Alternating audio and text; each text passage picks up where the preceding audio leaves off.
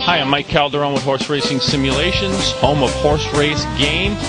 We're the guys that built out the Breeders' Cup game in partnership with the Breeders' Cup, and we're going to meet this afternoon with Jim Gluckson, the gentleman that has put all of this together behind the scenes with the media, all the coordination that's involved in this event. So we're looking forward to it. Jim is a very busy guy, and he does a lot of work for a two-day event. Today we have a very special guest, Jim Gluckson, who handles media relations for the Breeders' Cup. And Jim, first of all, on the busiest day of the year for you guys, we want to thank you for taking the time. Michael, it's my pleasure. It's great to be here. It's great to talk to the fans. Well, it's nice to have a Breeders' Cup event with such gorgeous weather. I mean, did you anticipate weather like this? Actually, we did. That's part of the reason why we're here in Southern California for this year and for next year.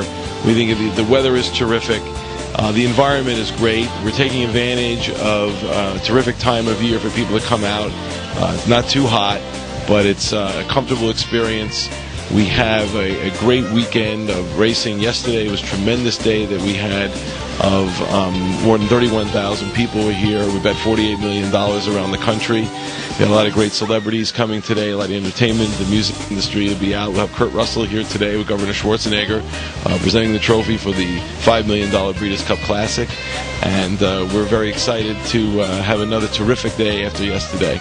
Let's talk about what it takes to put this event together. I mean, obviously, this is a two-day event, but it takes a lot more than 2 days to put it together. When do you start the process? Probably in January of each year, we meet with the host track and sit down and have an organizational meeting about how the event is structured. And the Breeders' Cup involves a number of constituency. First, the horsemen running in the races, the horses that must be shipped here and transported, the barn areas of the racetrack, the international quarantine setup. There's obviously hotel rooms that need to be taken in and around Southern California and the Pasadena area. So let's talk about the media for a second, because on a day like today, we pull up, we see all these trailers outside.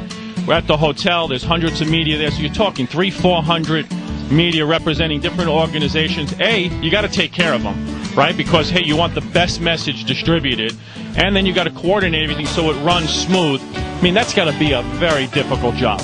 With a record 18 different countries that are coming in for this year, we service them with a great hotel, with a great press center setup, with credentialing system that allows us to produce a credential anytime we need.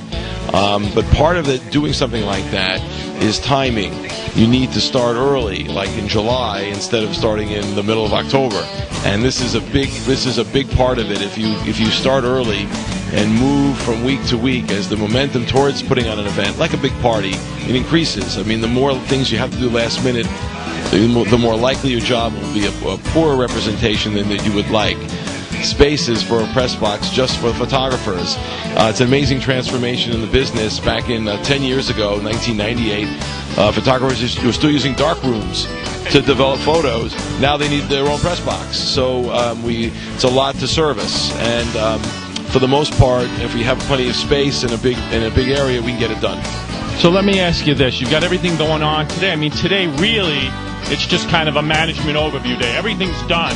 Today is the day you're just really just supervising everything that you've been preparing for. You have to be sure, correct. You have to be sure on a large scale that everything is being taken care of, that your wireless communication is working, that the results of each of the races are being passed out to everyone, that you're getting, after the races, we have a separate interview room. We do a press conference after every Breeders' Cup race with the jockey, the trainer, and the owner. And sometimes with the jock rides, 2 or 3 races in a row, you got to get them to come back, the media to speak them. We have closed-circuit press interviews to all the press boxes for the riders, for the trainers, and for the owners. How long have you been involved with the Breeders' Cup? This is my 23rd. My maiden voyage was in 1986. Here when we had at Santa Anita. We just had 7 races that year. This probably gets doubled in races over that period of time, and a lot more people being credentialed for the event. Last question I wanted to ask you. Going to the 2-day event, did that, in the beginning, I mean, yesterday was phenomenal. We were very surprised. It was a phenomenal event. It was spectacular. That could have been Breeders' Cup the main day. It was so phenomenal. Did you get resistance initially going to that 2-day concept? Oh, I think that there were people who were unhappy about it. No, there's no question. People liked the single-day concept. I think it was a matter of saying we're getting too big that we can't just do it on one day. We think holding it over 2 days, putting the female championship on Friday and the male championship on Saturday will work. But people have to see it first. There's no question that if there are people going to doubt you and what you're doing. And I think part of that perspective, though, is people who are angriest love the Breeders' Cup a great deal. And when something has changed that they like and they don't feel anything is broken, why do you need to fix it again if it's not broken?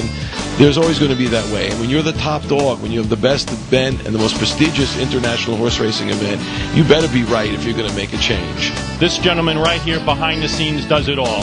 Jim, we want to thank you for taking the time today to be on our show. Thank you very much. Thank you.